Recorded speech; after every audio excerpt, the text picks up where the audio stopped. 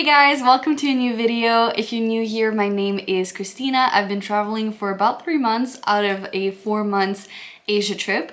So today I will be showing you how I book my hostels, what I look for, and mistakes not to make. If you like this kind of content, please follow along. I post 2 videos every week.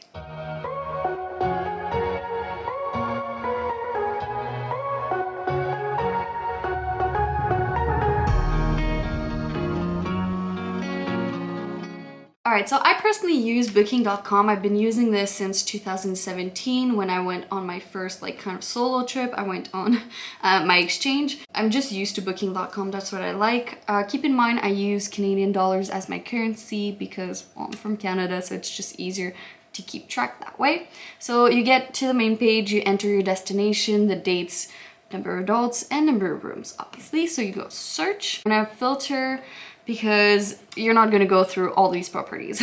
So I usually use a very good 8+, because for the amount of properties that are available, I feel like I can be a little bit more difficult and ask for something that is at least very good.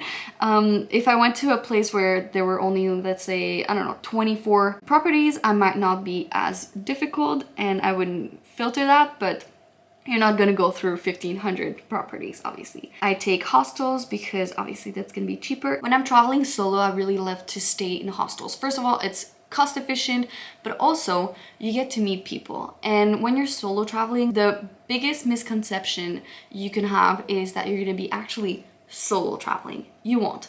If that's what you want, that's totally fine, but a few days in, you will probably be lonely. The first big solo trip I took was in 2019, and I went for 6 weeks in Europe, like around Europe. And the first night I got to Porto, which was my first destination, I cried myself to sleep because I was like, what am I doing?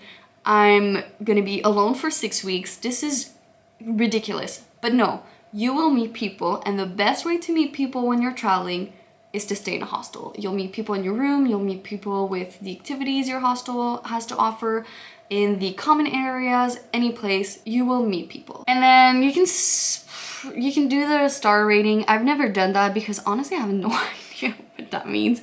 I really just go with this, and I believe this is based on other people's reviews, and then the number here is based on some kind of booking.com review, which I'd rather make sure people that actually stay in the place liked it than the booking.com review. So there's a few other things if you want to have free cancellation, breakfast included, all that sort of things, but I usually honestly just choose the 8-star, A+ rating.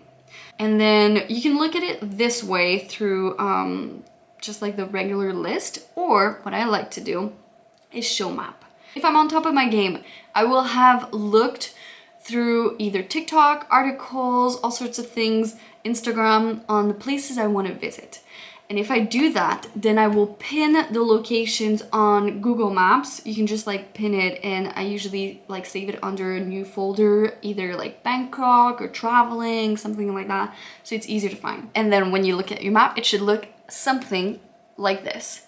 So obviously you can see all the little pins, and those are all the places I wanted to visit when I was in Bangkok. So then obviously it makes sense to look at the map and compare. All I want to see is around that area here. So you can choose a hostel that has a good location compared to the things you want to see. If I am not on top of my game, I have not pinned my map, I will just go on Google and Google best neighborhoods to stay in Bangkok. So they have a few things here and there. Okay, let's say this one. One of the things I also like is they often have female-only dorms. Either I'll have a female-only dorm, which makes me more comfortable, or the other option is I need a dorm that has at least 6 beds in it. The reason why is I have learned through experience that if I book a 4-bed dorm, I will sometimes end up being the only girl in the room, and that's okay, you know, but the point is to make you as comfortable as you can be.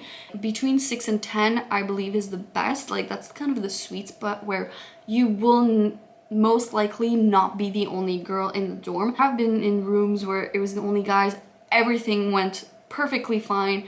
And I have been in situations where I'm like, oh, this is awkward. So follow that tip. All right, so we have this and okay, so let's go with this one too.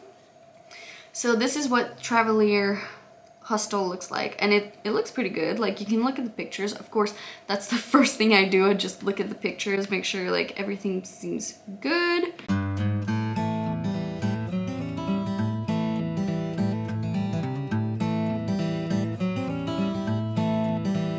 So now that I have two options that fit my budget, I will go and look at the facilities right here.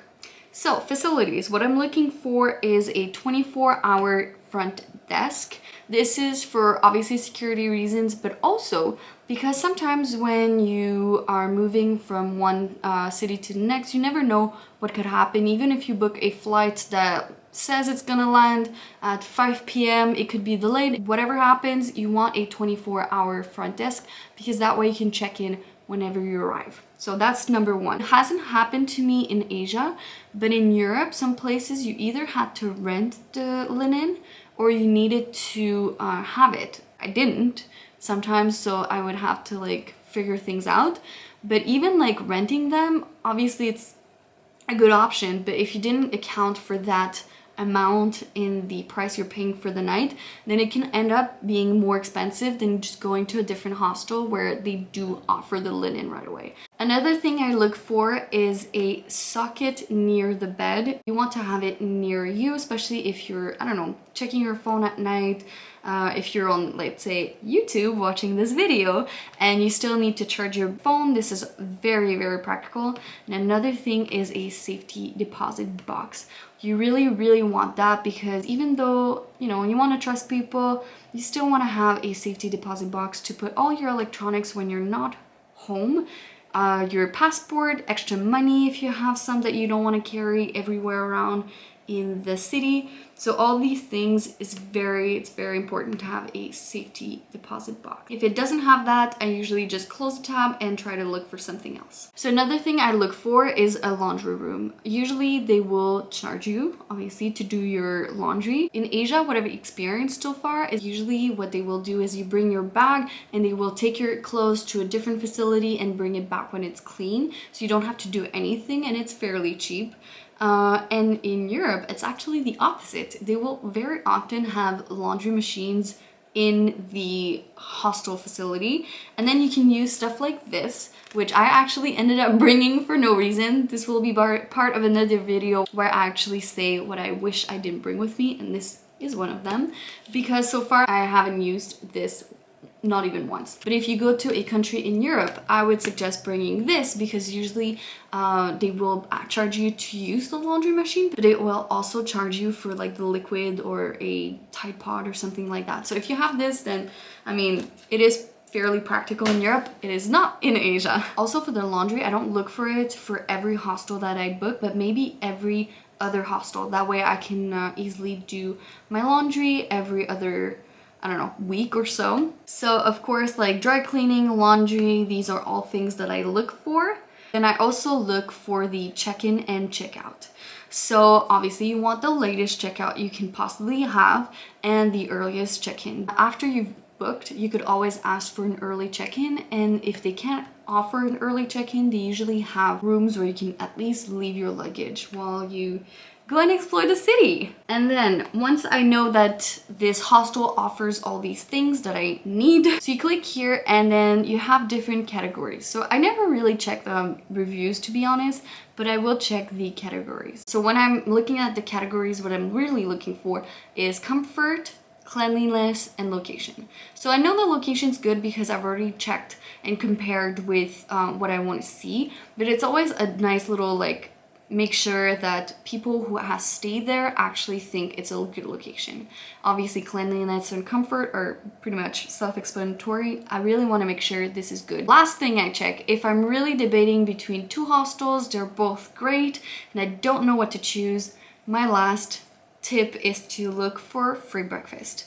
It's free, it's there, it's convenient. If you don't want to wake up and look for a different place for breakfast, or you're in a hurry in the morning, then that's a perfect option. Also, it doesn't tie you down, right? Like if the breakfast is included but you don't like it, you can always go somewhere else, but it could be a way to save a few bucks. Last thing about breakfast is that if they do offer like an option where breakfast is not included, and then let's say for an extra $5 you can add in the breakfast right away, I would actually not add it right away. And then especially if they don't have pictures of the breakfast online, then I would go to the hostel and go and see what the breakfast includes, and then from there I would add it if need be. So these were all my tips for how to book a hostel online. If you enjoyed this video, please give it a big thumbs up. If you like this kind of content, please follow along. I post 2 videos a week. I'll see you soon. Bye!